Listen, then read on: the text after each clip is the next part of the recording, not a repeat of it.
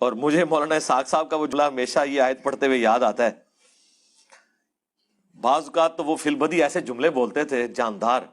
تو ایک گفتگو میں انہوں نے فرمایا کہ بھئی جب توحید بیان ہوگی تو گستاخی تو آٹومیٹکلی ہو جائے گی، کیونکہ توحید کا مطلب ہی یہ ہے کہ اللہ کے سوا کوئی پیغمبر، کوئی فرشتہ، کوئی بزرگ، کوئی بابا، شاہی کوئی نہیں. کہ اللہ کے سوا کوئی پیغمبر، کوئی فرشتہ، کوئی بزرگ، کوئی بابا، شاہی کوئی نہیں. کہ اللہ کے سوا کوئی پیغمبر، کوئی فرشتہ، کوئی بزرگ، کوئی بابا، شاہی کوئی نہیں. اس نے ایک مفتی ہے فضل ہمدرد، اس کے اس نے ہاتھ چومے.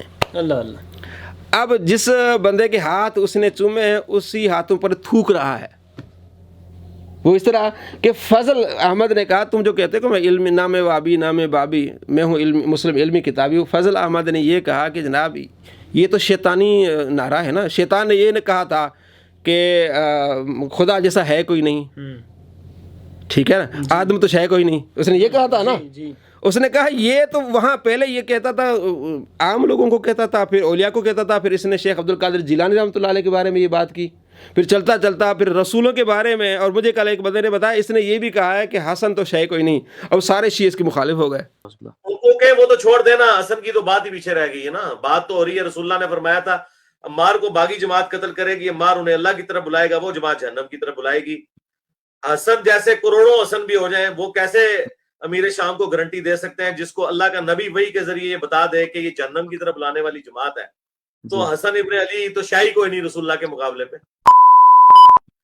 حسن جیسے کروڑوں حسن بھی ہو جائیں، وہ کیسے امیر شام کو گارنٹی دے سکتے ہیں جس کو اللہ کا نبی وحی کے ذریعے یہ بتا دے کہ یہ جہنم کی طرف بلانے والی جماعت ہے.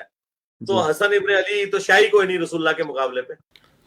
حسن تو کوئی شے نہیں، مولا علی کوئی شے کوئی، بخاری کوئی شے نہیں. بھائی یہ دیکھیں، یہ اللہ کے ولی اللہ سے محبوب سے محبت کرتے ہیں، ان کو سامنے لانا یہ تو کفار والا طریقہ ہو گیا. ان کو سامنے کا وہ دیکھیں، اولیاء اللہ، اللہ کے محبوب، اللہ کے پیارے. نبی علیہ السلام دعا مانگتے تھے، اللہ تبارک و تعالیٰ فرمایا دعا مانگے. آپ یہ پورا ایک بڑا واقعہ اس پر میری ویڈیو ہے کہ آپ علیہ السلام کہتے ہیں کہ میں نے خواب میں جو رب کا دیدار کیا، تو اللہ تبارک و تعالیٰ نے پوچھا کہ فرشتے کیا کر رہے ہیں؟ تو میں نے کہا مجھے نہیں علم. پھر دوسری مرتبہ، پھر تیسری، اللہ نے اپنے ہاتھ میرے دونوں کاندھوں کے اوپر رکھا، تو اس اللہ کے ہاتھ کی جو انگلیوں کی جو پوروں کی ٹھنڈک میں نے سینے میں محسوس کی. جو کچھ مجھے نہیں معلوم تھا اللہ نے مجھے علم عطا فرما دیا.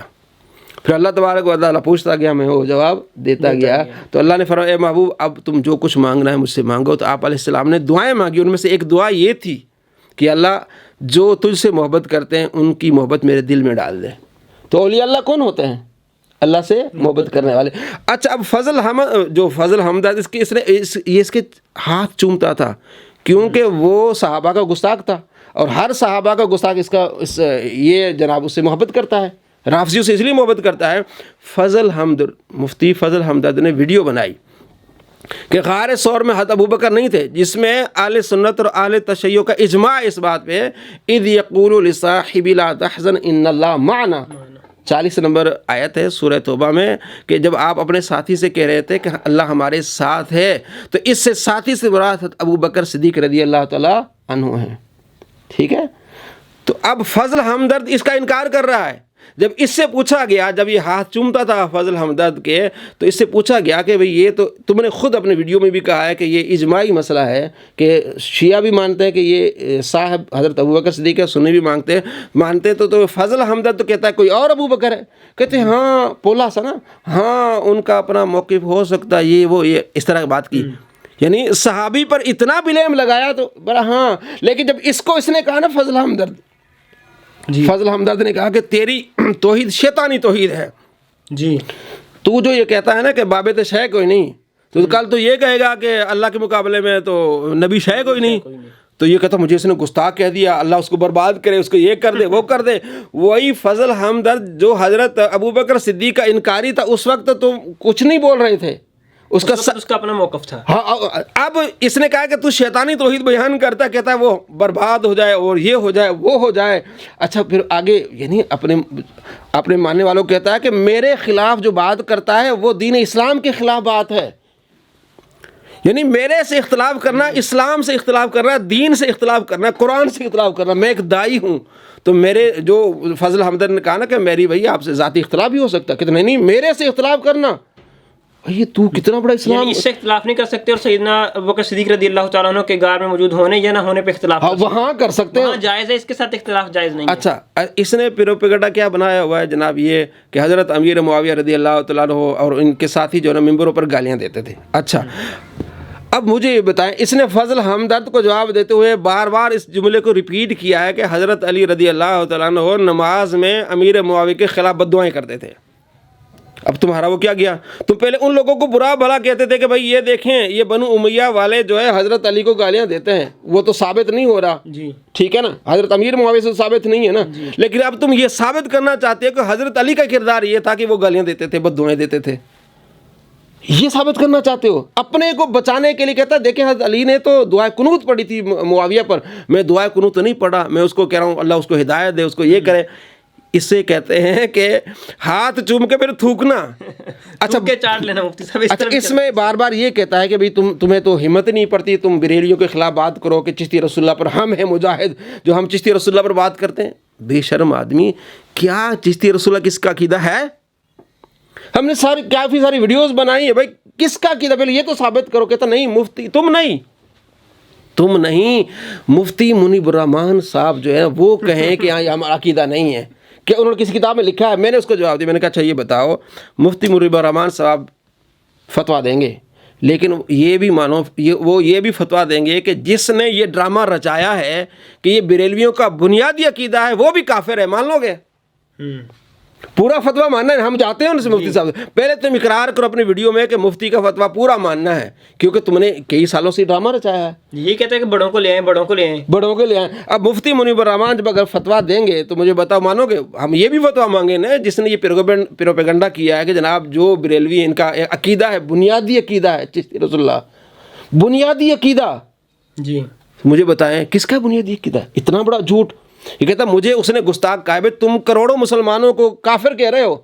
اب یہ اپنی ویڈیوز میں کہتا ہے کہ یہ پاکستان بریلویوں کا ہے، ہندوستان بریلویوں کا ہے، تو کروڑوں بریلویوں کو تم کافر کہہ رہے ہو. چشتی رسول اللہ کے ان کا بنیادی عقیدہ ہے. تمہیں صرف اس نے یہ کہا کہ تیری شیطانی توحید ہے، تمہیں اتنا تکلیف ہوئی، تم اسے غدار کہتے ہو، بددعائیں دیتے ہو. اور یہ اس کا طریقہ یہ ہے، جو اس سے اختلاف کرے نا یہ سمجھتا ہے دین اسلام سے اختلاف ہو گیا، اپنے آپ کو دین سمجھتا ہے. یہ بھائی تم اتنا جھوٹ اپنے ماننے والوں میں پھیلا رہے ہو کہ بھئی سارے بریلوی جو ہیں وہ چشتی رسول اللہ والے ہیں. بھائی وہ مسلمانوں کو پتہ ہی نہیں اس واقعے کا، جھوٹا واقعہ، اس کی کوئی سند نہیں. بھی سند لے آؤ کتاب کی، جی اصل کتاب لے آؤ فارسی والی.